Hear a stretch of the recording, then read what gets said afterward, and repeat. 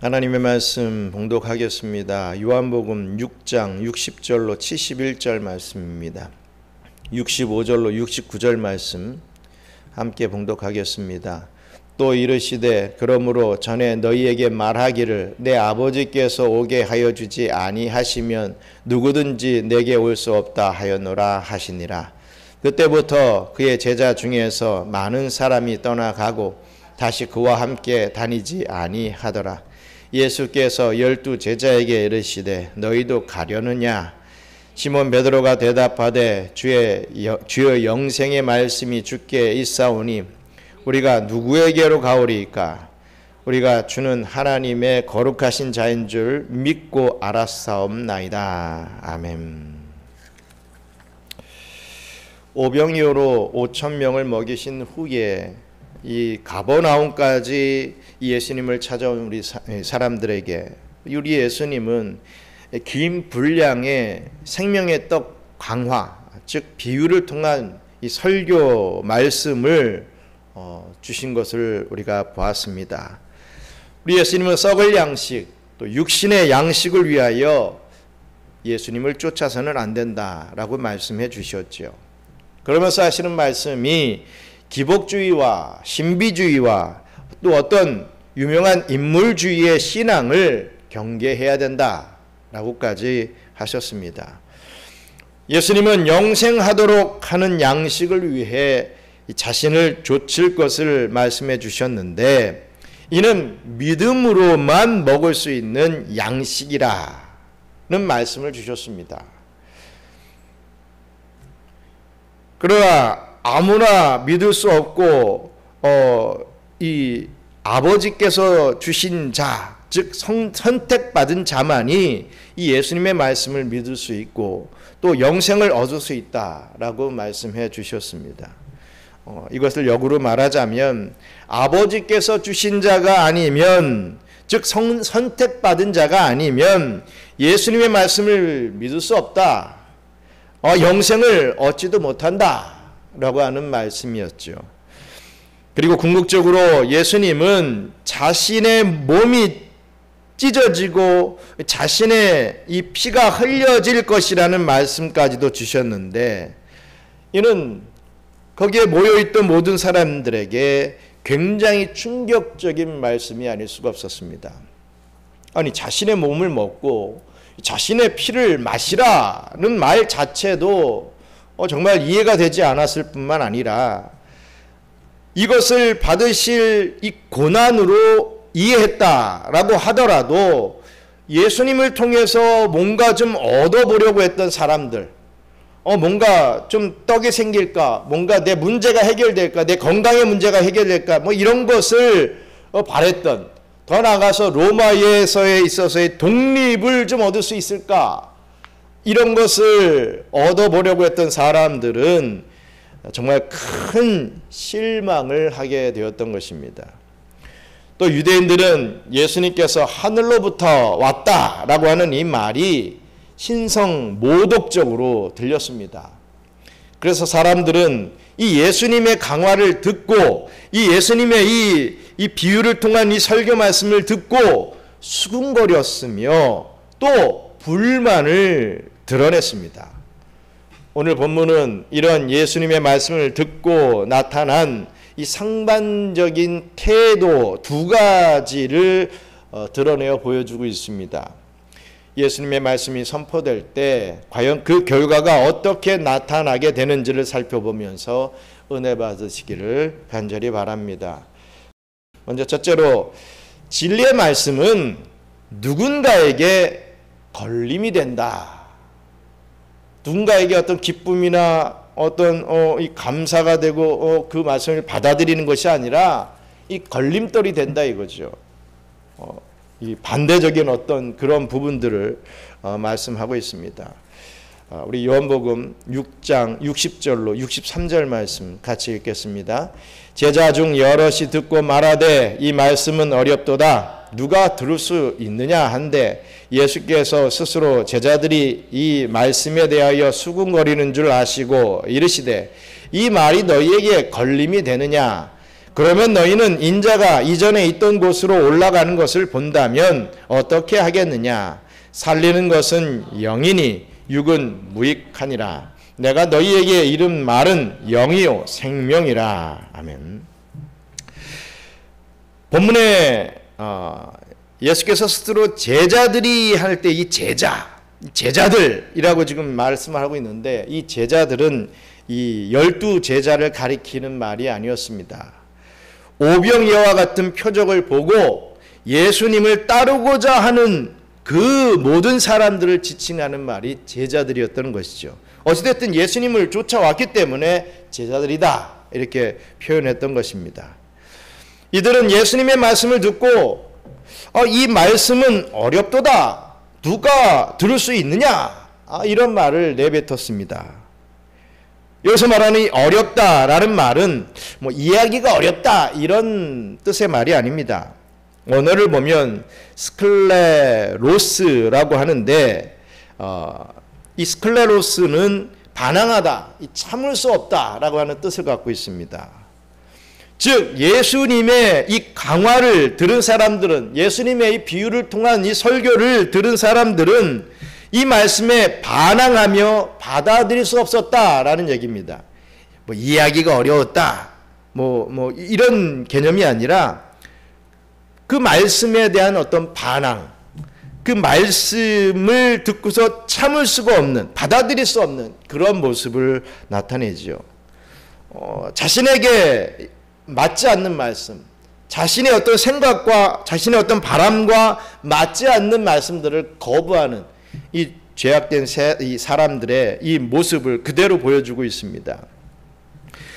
그래서 우리 예수님께서는 이 말이 너희에게 걸림이 되느냐, 이렇게 얘기한 겁니다. 이 말이 받아들이지 않고 막 반항을 하고 막 그런 어떤 화가 나고 그러느냐, 이렇게 말씀해 주신 거죠.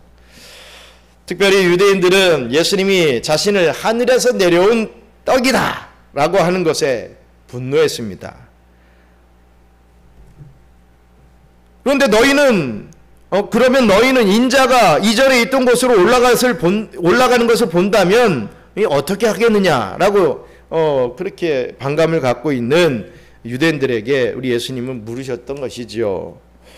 내가 하늘로 올라가는 것을 보면 너희가 믿겠느냐, 이런 의미입니다.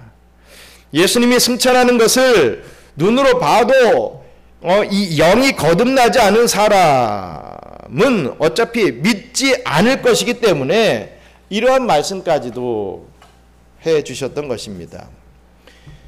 그래서 예수님을 이 63절에 예수님께서는 이 살리는 것은 영이니 육은 무익하니라. 내가 너에게 이른 말은 영이요 생명이라. 이런 말씀을 해 주시는 것입니다. 예수님의 말씀은 영적인 말씀이기 때문에 영이 죽은 사람은 들을 수도 없고 믿을 수도 없다라는 것이죠. 그러기에 성경이 담고 있는 진리는 영이 죽어 있는 사람들이 들을 수도 없고 믿을 수도 없는 것입니다. 우리 하나님께서는 창세전부터 믿을 자와 믿지 않을 자를 예정하셨다라고 하는 이 선택과 이 유기의 진리의 말씀은 불신자들에게 있어서는 걸리는 말씀입니다. 인간은 전적으로 부패하여 전적으로 무능력한 죄인이어서 인간 스스로는 구원을 얻어낼 수 없다라고 하는 이 진리의 말씀은 불신자나 믿는 자들에게 있어서도 걸리는 말씀입니다. 내가 이렇게 열심히 했는데 이렇게 열심히 한 내가 구원을 못 받아? 받아들여질 수가 없는 것이죠. 그러기에 오직 하나님의 은혜로 그리스도를 향한 믿음으로만 구원받을 수 있다라고 하는 이 진리, 다른 방법으로는 구원을 얻을 수 없으며 오직 예수 그리스도만이 구원해 주시며 이 다른 모든 종교는 다 우상숭배라라고 하는 이 진리의 말씀을 사람들은 받아들일 수가 없는 것입니다. 그리스도를 따르는 것은 자기를 부인하고 십자가를 지고 이 영광을 받기 위해 고난을 받아야 한다. 그런 어떤 내가 생각하는 것과 다른 그러한 부분들을 그게 진리라고 하는 것을 받아들일 수가 없는 것입니다. 이런 진리의 유일성, 이 진리의 배타성, 이 진리를 위한 고난은 이 세상 사람들에게 혹은 이 교회 안에 함께 섞여 있는 불신자들에게 이 심령이 걸리는 말씀이 되어버립니다. 그래서 사도 바울은 이렇게 말을 하지요. 고린도전서 2장 14절 같이 읽겠습니다. 육에 속한 사람은 하나님의 성령의 일들을 받지 아니하나니 이는 그것들이 그에게는 어리석게 보이며 또 그는 그것들을 알 수도 없나니 이러한 일은 영적으로 분별되기 때문이라. 아멘. 성령으로 거듭나지 않은 사람은 이 기독교의 진리가 정말 어리석게 보입니다. 또 그 진리를 제대로 알 수도 없는 것이죠. 성경을 100번 읽었다, 200번 읽었다, 정말 내가 한번 믿어보려고 읽었다고 하는 사람들 중에 그렇게 성경을 많이 읽었는데도 결론을 내리는 것은 하나님이 안 믿어진다, 하나님은 없다, 이러지 않습니까? 근데 어거스틴 같은 사람들은 로마서 한 구절만 읽고서도 하나님이 믿어지고 회개하고 막 이렇게 되는 것 우리가 알고 있지 않습니까? 그렇습니다. 하나님의 영을 받지 않은 자들은, 하나님 앞에 택함을 받지 않는 자들은 아무리 믿고 싶어도 믿어지지 않는 것. 그게 저와 여러분들에게 있어서는 엄청난 축복이라는 것을 다시 한번 알아야 할 것입니다. 그러면 예수님은 이것이 근본적으로 아버지의 일임을 가르쳐 주셨습니다. 요한복음 6장 64절로 66절 말씀 함께 또 읽겠습니다. 그러나 너희 중에 믿지 아니하는 자들이 있느니라 하시니 이는 예수께서 믿지 아니하는 자들이 누구며 자기를 팔 자가 누구인지 처음부터 아심이러라. 또 이르시되 그러므로 전에 너희에게 말하기를 내 아버지께서 오게 하여 주지 아니하시면 누구든지 내게 올 수 없다 하였노라 하시니라. 그때부터 그의 제자 중에서 많은 사람이 떠나가고 다시 그와 함께 다니지 아니하더라. 아멘. 많은 사람들이 예수를 따르고 있었습니다. 하지만 그 안에는 믿지 아니하는 자들도 있었던 것이죠.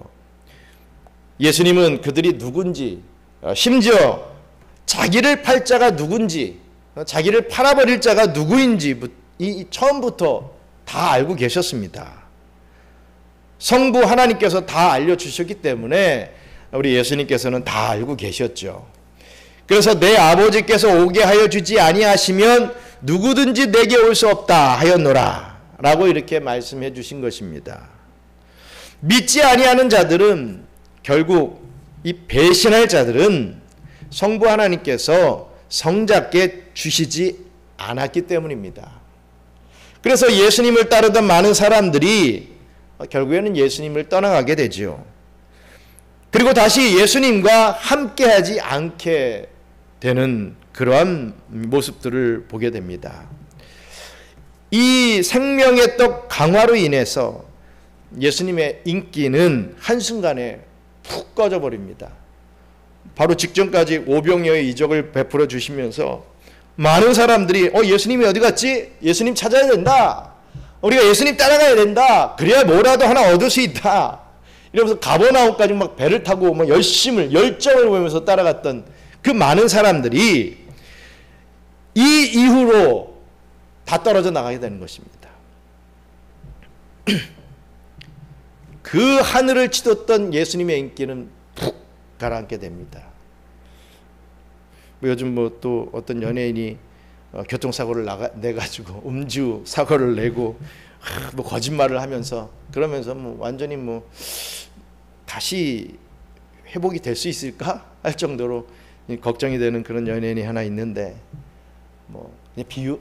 비유하자면 우리 예수님도 막 인기가 최절정이었다가 그날 갑자기 그냥 푹 인기가 사라지게 되는 것이지요. 이제 예수님 곁에는 이 처음과 같이 12제자만 남게 됩니다. 그 많은 사람들 다 떠나고요.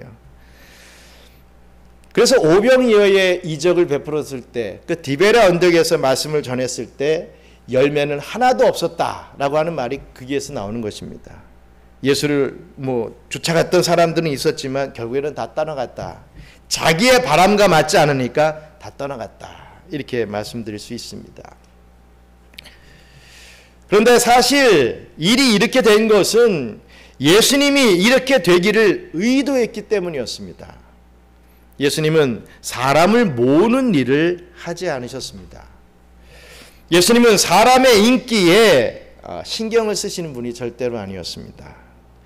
예수님은 아버지께서 주신 자가 아닌 그런 자들에게 걸리는 말씀, 뭔가 마음에 내키지 않는 그들에게 있어서 뭔가 찔리는 그런 말씀을 선포하셨고, 그 결과로 그들을 떠나보내신 것입니다. 그래서 참된 복음은요, 이 세상 모두를 여러분 만족시키지 않습니다.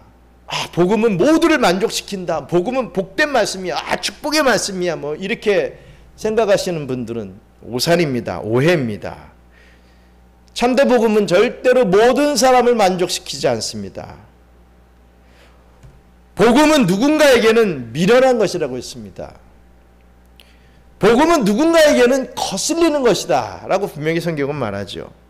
누군가는 그 복음을 듣고서 막 분노가 막 끓어오르게 만들어 버립니다.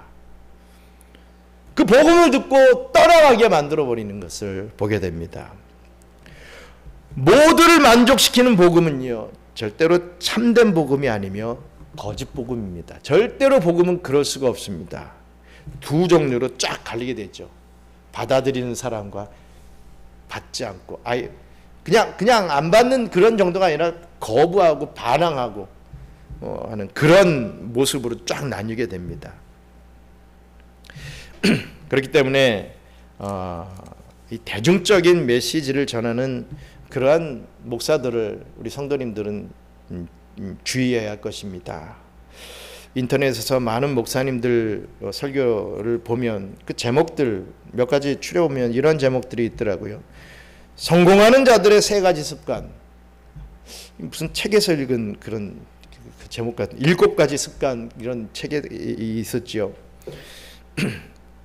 인간관계를 잘 하려면 응답받는 기도의 비결, 이런 설교의 제목들이 참 많은 것을 보게 됩니다. 그런데 인터넷에서 인기 강사인 법륜 스님의 설법의 제목도요, 그와 다르지 않습니다. 마음이 힘들 때 우울함을 극복하는 방법, 자녀들과의 원활한 관계를 이루는 방법, 다른 사람은 내가 자랑하는 것을 싫어한다, 이런 제목들. 여러분, 목사가 하는 메시지나 이 법륜 스님이 하는 그런 메시지나 뭐가 차이가 있겠습니까? 다 비슷합니다. 메시지에 차이가 없는데 왜 굳이 교회를 다녀야 하고, 어찌 하나님 외에는 다른 구원의 길이 없다라고 할 것입니까? 메시지가 다 같은데 말입니다. 위로, 격려, 누군가의 어떤 성공 사례, 미담 사례, 이런 건 누구나 다 좋아하는 소재죠.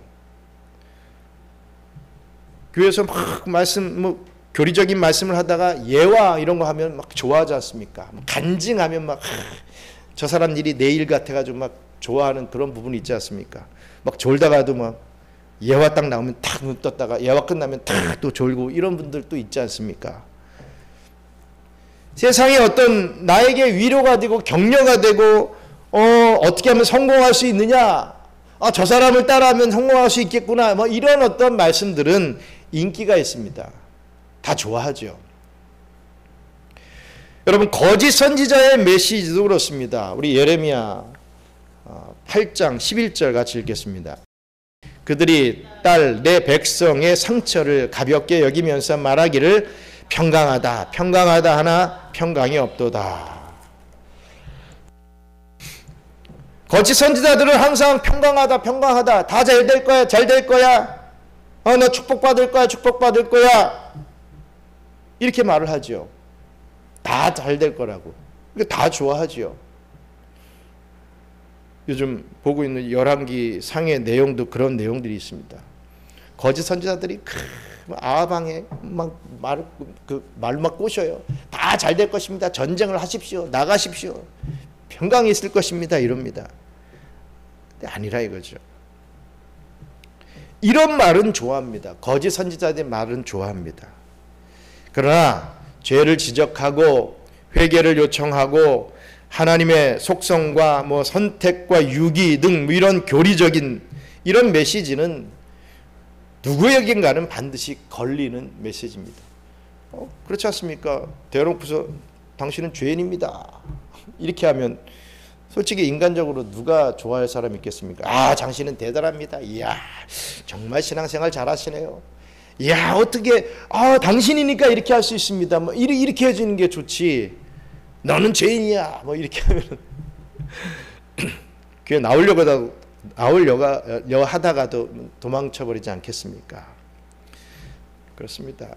우리 예수님이 그 많은 유대인들 앞에서 그런 말씀을 하신 겁니다. 그랬더니 그 많았던 유대인들이 예수님 하면서 쫓아갔던 유대인들이 한 번 더 이적을 보여주세요. 내 문제를 해결해 주세요. 라고 쫓아갔던 그 유대인들이 반항을 하면서 예수님 곁을 떠나버렸습니다. 저와 여러분들은 그러한 부류들이 아니죠.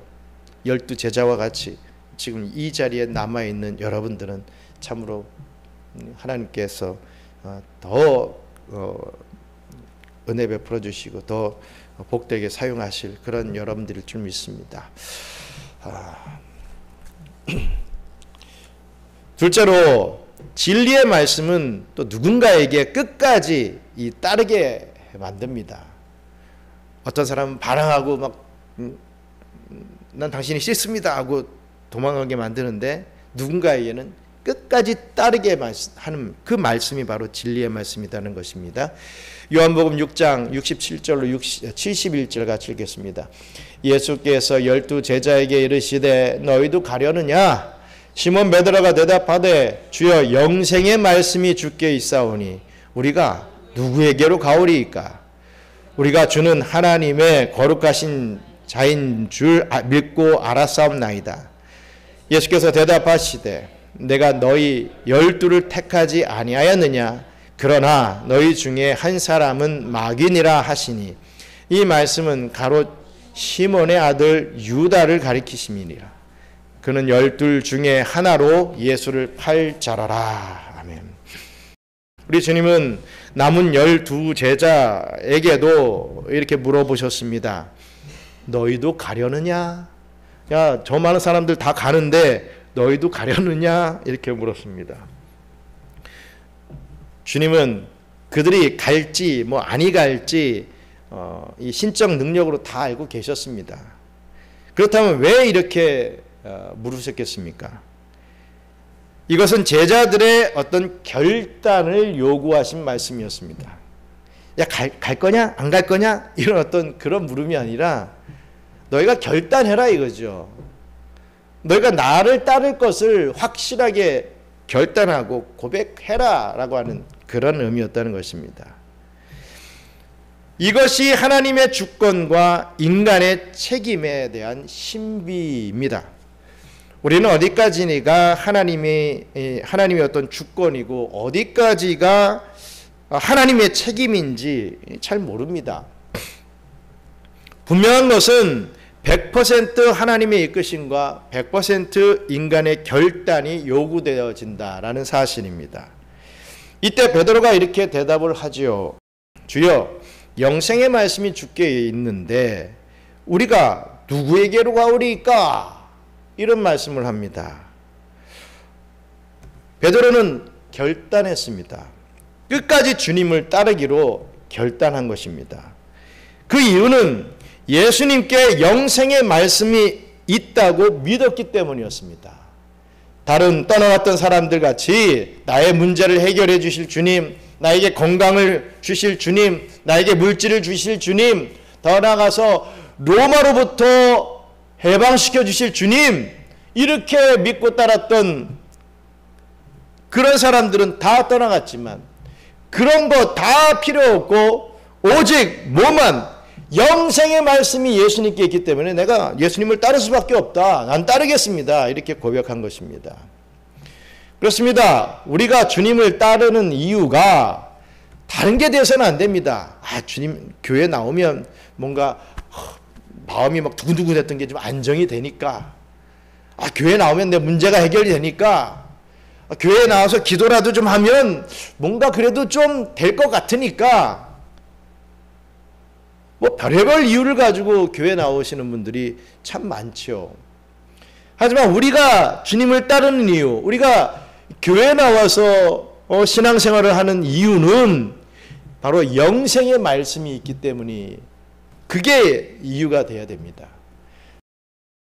어떤 특정 교회를 다니는 이유가 유명한 교회이고 교회 시설이 좋아서 그렇게 되어서는 안 됩니다. 사람들이 친절하고 그 교회 가면 좋은 프로그램이 있는 것, 없는 것보다 너무나도 좋고 중요하겠지요. 하지만 이것 자체가 그 교회를 섬기는 이유가 되어서는 또한 안 됩니다. 그 교회가 진리를 선포하고 있는가? 그 교회가 주님께서 명령하신 성례를 신실하게 시행하고 있는가? 바로 이게 교회를 선택하는 기준이 되어야 되는 것이죠. 올바른 교회의 표지가 바로 바른 말씀과 올바른 성례의 시행 아니겠습니까? 근데 다른 거를 막 찾고 있는 것이죠. 우리 지난주부로 두 가정이 이제 마닐라로 또 한국으로 이제 가게 되는데 가서 또 교회 찾으실 거 아닙니까? 네, 몇 번을 이렇게 말씀을 드렸으니 정말 바른 말씀이냐, 올바른 성례를 시행하고 있느냐, 이것을 중심을 가지고 교회를 찾으셔야 할 텐데, 그게 아니라 이 경양선교교회보다 뭐가 좀 더 나은 게 있느냐, 무슨 프로그램을 활발하게 하는 게 있느냐, 이런 거 찾으시다가는 쉽지 않을 것입니다. 정말 바른 말씀과 올바른 성례 시행을 우리 교회 선택의 기준을 삼아야 할 것입니다. 우리 교회는요, 여러분들에게 한국 교회의 어떤 시스템이 잘된 이런 교회들처럼 좋은 시설, 또 좋은 프로그램, 지금 현재로는 줄 수 있는 그런 상황이 아닙니다. 앞으로 이제 개선해 나가야 되겠지요. 그런 게 필요 없다, 할 필요 없다, 이런 게 아닙니다. 할 것은 해야 됩니다. 또 여러분들에게 풍성한 어떤 인적 자원으로 풍성한 어떤 교제와 또 어떤 도움을 드릴 수도 없는 지금의 현재의 상황입니다.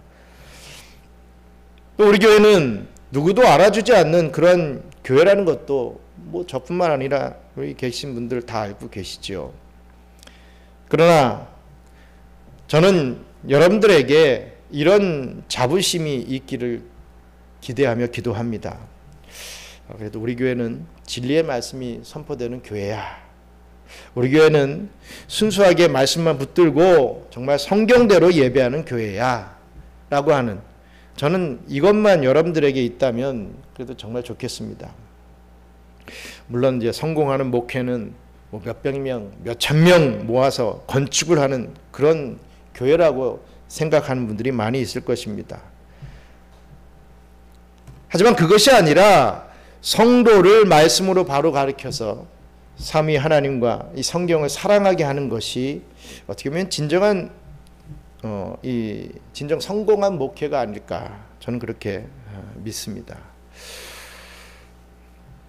또한 베드로는 우리가 주는 하나님의 거룩하신 자인 줄 믿고 알았사옵나이다 라고 이렇게 고백을 했습니다.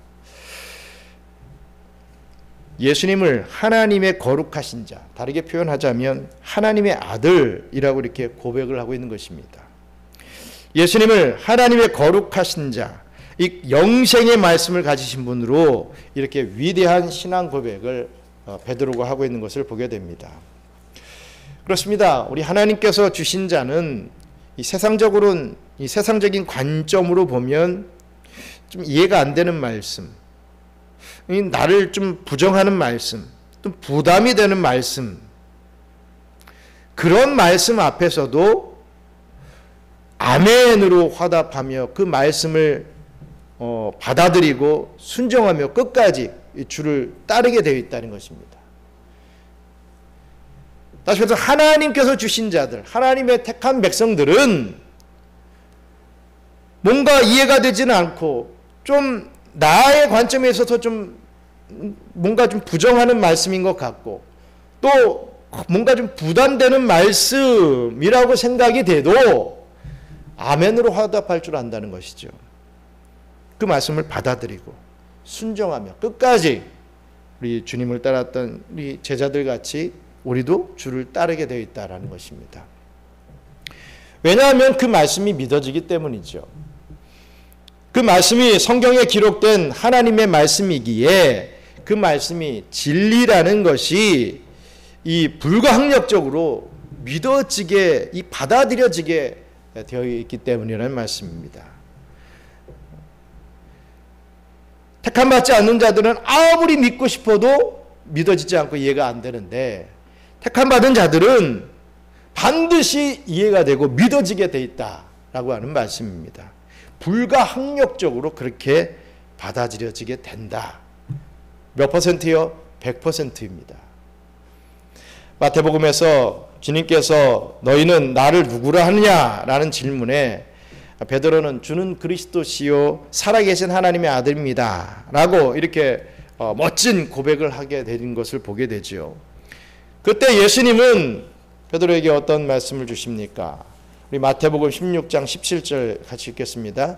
예수께서 대답하여 이르시되 바요나 시몬아 내가 복이 있도다. 이를 내게 알게 한 이는 혈육이 아니요 하늘에 계신 내 아버지 신이니라. 아멘. 혈육으로 아는 게 아니라 하늘에 계신 아버지께서 알게 하셨다라고 우리 주님은 말씀했습니다. 그리고 예수님은 이 베드로의 그 고백 위에 무엇을요? 교회를 세우겠다라고까지 말씀하셨죠. 하나님은 하나님이 주신 그 믿음의 흔적을 우리의 고백과 결단 위에서 찾으시는 것입니다. 그래서 결국 끝까지 주의 말씀을 따르는 자가 구원을 받게 되는 것이죠. 우리가 이 예정과 이 선택 교리를 오해하지 말 것은 지금 당장 복음을 거부한다고 해서 야 예수 믿으세요 했는데 안 믿어요. 나는 뭐 대대로 불교예요. 나는 우리 엄마가 신내림을 받았어요. 뭐 이러면서 거부할지라도 절대로 불택자로 낙인을 찍어서는 안 됩니다. 쟤는 안 될 것 같아. 쟤는 내가 몇 번을 권면했고 좀 살아가는 걸 보니까 꼬라지를 보니까 저건 안 돼. 하나님이라도 조금 구원하지 못해. 뭐 이런 사람들 우리 인생에 가끔 만나지 않습니까? 그렇다 하더라도 우리가 저 사람은 택함 받지 못한 불택자야 이렇게 낙인 찍어서는 안 된다는 거죠. 예정과 선택 교리는 영원하신 즉 이 과거와 현재와 미래를 초월하시는 하나님의 관점입니다. 이것을 우리의 시간 개념을 가지고 이해하려고 하면 그냥 운명론이 되고 말죠. 지금 당장의 모습을 보고 택자니 뭐 불택자니 이 판단하는 것은 정말이지 교만이고 오판이 됩니다. 그래서 예수님은 지금 당장 따르는 제자 중에도 마귀가 있다 이렇게 말씀하고 있지 않습니까? 요한복음 6장 70절로 71절 같이 읽겠습니다. 예수께서 대답하시되 내가 너희 12를 택하지 아니하였느냐 그러나 너희 중에 한 사람은 마귀니라 하시니 이 말씀은 가롯 시몬의 아들 유다를 가리키심이라. 그는 12 중에 하나로 예수를 팔 자라라. 아멘. 끝까지 따르겠다던 이 12명 중 한 사람은 마귀였습니다. 그 사람 뭐 잘 아시다시피 가롯 유다였죠. 이는 겉으로는 주님을 따르는 듯 했습니다. 하지만 그 속은 도둑이요 거짓말쟁이였습니다. 그러니 당장의 모습으로 사람을 판단하는 것은 위험하다는 말씀입니다. 어떤 사람은 저 사람은 택함받지 못한 사람일 거야 라고 판단이 돼도 나중에 가서는 정말 회심하고 하나님의 백성이라고 하는 그런 확신을 받고 천국 가는 사람이 있는 반면에 야, 저 장로님은, 야, 저 목사님은 막 정말 주일 일들 많이 하시고 말씀 전하시고 뭐 이랬다고 하지만 결국에는 가룟 유다와 같이 천국에 못 가는 장로님 또 목사님들도 참 많을 것입니다.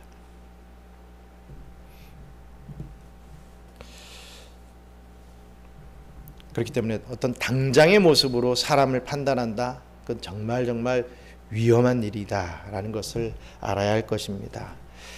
사랑하는 우리 경양 선교교회 성도 여러분, 오늘 또 먼 곳에서도 우리 희훈이까지 오늘 이렇게 참석해 주셨는데 참 감사하죠.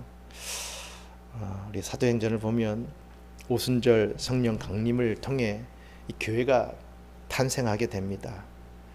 그리고 이 두 사람의 전도자가 뜨겁게 주의 말씀을 전하는 내용들이 나오게 되죠. 또 두 전도자로서 지금 이 베드로와 또 한 사람, 또 스테반이라고 하는 사람을 또 등장시켜서 말씀을 또 전하게 또 만들어 주는 것을 보게 됩니다. 그 두 사람 모두 힘있게 이 주의 진리의 말씀을 전했죠. 근데 그때 그 상황들, 이 두 가지의 이 상황이 모든 그 말씀을 듣는 사람들에게 있어서 마음이 찔리는 그런 결과를 낳게 했습니다. 말씀드렸다시피 베드로가 진리의 말씀을 전하는 상황에서는 어떠한 반응이 일어났습니까? 우리 사도행전 2장 37절 말씀 같이 읽겠습니다. 그들이 이 말을 듣고 마음에 찔려 베드로와 다른 사도들에게 물어 이르되 형제들아 우리가 어찌할꼬 하거늘. 베드로가 말씀을 전할 때는 마음이 찔려서 우리가 이 죄를 어떻게 할꼬? 지옥 가게 되었다. 나는 이제 어떻게 하지? 이런 찔림이 되었다는 거죠. 우리가 어찌할꼬? 라고 하는 회개의 영이 일어나게 된 것을 우리가 한 케이스로 보게 됩니다. 그리고 스테반이 전할 때는 어땠습니까? 우리 사도행전 7장 54절 같이 읽겠습니다. 그들이 이 말을 듣고 마음에 찔려 그를 향하여 이를 갈거늘. 반대죠. 마음을 듣고 마음이 찔렸어요. 근데 아까는 막 회개하는 영이 일어났는데 지금은 스테반의 말을 듣고서는 이를 갈았다. 저거 내가 죽여버리고 말 거야. 나를 모독해? 라고 하는 반항심이 일어나게 되었다. 여러분, 베드로나 스테반이나 모두 진리의 말씀을 전했습니다. 다른 말씀 절대로 아니었습니다. 그리고 베드로나 스테반이나 그 말씀을 듣는 사람들에게 죄를 지적하고 회개를 요청했습니다.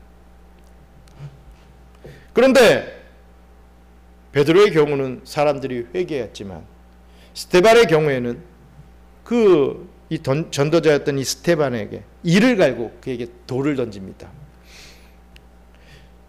베드로의 설교가 탁월했기 때문에 환영을 받고 스테반의 설교가 별로고 상황에 맞지 않은 설교여서 이 돌을 맞았겠습니까? 사도행전에서 말씀하고 있는 것은 이것입니다. 진리가 전해졌을 때에 반드시 이런 두 가지의 반응으로 나타나게 된다라는 것을 소개하고 있습니다. 이런 것을 볼 때 저는 앞으로 지금 다니시는 분들 중에는 이제 거의 몇 분 안 계시니까 모르겠습니다. 하지만 앞으로 이제 엄청난 많은 분들이 들어오실 거 아니겠습니까? 이 다니시게 될 분들 중에 몇 번 우리 교회 출석하다가 나오시지 않는 분들 반드시 생길 것이라고 믿습니다. 어떤 분들은 이런 주장을 하더라고요.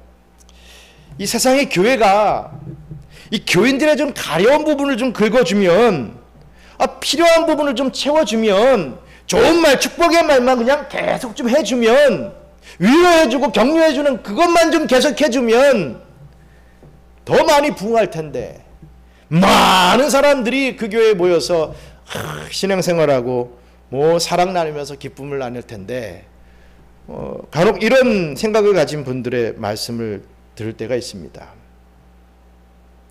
그렇습니다. 필요를 좀 더 채워드리면, 성도들이 필요한 부분들을 채워주면 많은 성도들이 나오겠지요. 그건 확실합니다. 하지만 저는 그런 식으로 사람 숫자만 많아지는 교회는 솔직히 바라지 않습니다. 사람 많이 모이게 했어요. 부흥하게 했어요. 이렇게 기도는 하지만 이렇게 사람의 비유만 막 맞추면서 하나님의 말씀까지도 막 고쳐가면서 이 하나님이 이렇게 축복의 하나님입니다, 사랑의 하나님입니다 라는 것만 말하면서 그렇게 그런 것만 원하는 사람들이 여기에 많아지는 것, 그거는 저는 원하지 않습니다. 그런 많은 사람들이 모였다고 해도 저는 그게 바른 교회라고 생각하지 않습니다. 누군가에게는 저희 교회가 그래도 걸림돌이 되어야 되지 않겠습니까? 그렇게 함으로 이 교회가 추구하는 방향에 맞는 사람들이 우리 교회에 모여야 되죠. 지금 저희 교회에 남아 계신 분들이 그런 분들 아니겠습니까?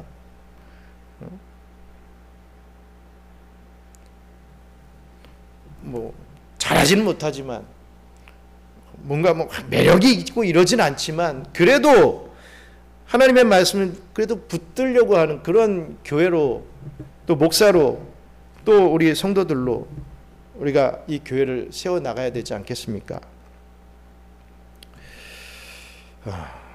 이 자리에 앉아 계신 분들께, 또 오늘 이 영상을 또 외부에서 또 보시는 분들이 많지는 않지만 또 계실 줄 압니다. 그분들에게 묻겠습니다. 오늘 주님께서 말씀하신 대로 여러분들도 가시겠습니까? 이런 물음을 드리고 싶습니다. 이 질문 앞에 진리의 말씀이 여기 있음에 우리가 어디로 가겠습니까? 이 교회에 진리의 말씀이 있는데 제가 무슨 다른 교회로 가겠습니까? 라고 대답할 수 있는 그런 여러분들이 되시기를, 또 그러한 대답을 하는 우리 성도들이 많아지기를 간절히 주님의 이름으로 축원합니다. 우리 잠시 기도하고 주기도문으로 마치도록 하겠습니다. 우리 주님께서 말씀하셨습니다. 너희도 가려느냐? 나와 함께 가겠느냐? 이게 아니라 너희도 저들과 같이 저들 따라서 가겠느냐? 이런 질문을 하셨지요. 어떻게 보면 이것은 좋은 질문은 아닙니다. 하지만 그 질문의 중심에는 어떤 이 신앙의 고백, 이 어떤 결단을 요구하는 그런 질문이었습니다. 너희가 저들을 따라가지 말고 나를 따라오겠느냐? 이렇게 우리는 받아들여야 할 것입니다. 그렇습니다. 오늘날 저와 여러분들은 정말 하나님 앞에 큰 은혜와 축복을 받은 하나님의 백성임을 믿습니다.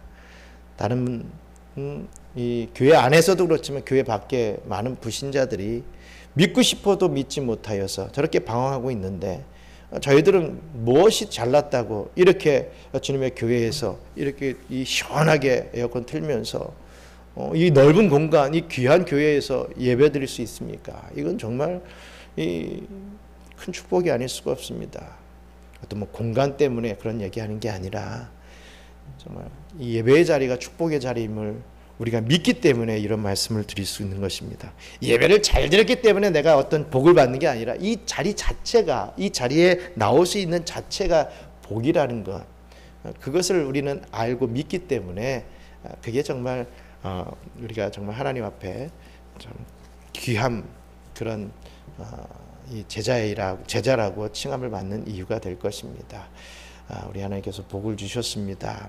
우리 이 땅 살아가면서 세상을 따라가거나 다른 우상신을 따라가거나 사람이나 물질을 따라가는 자들이 아니라 주님을 따라가는 그런 복된 자로 계속해서 남아있게 해주시옵소서.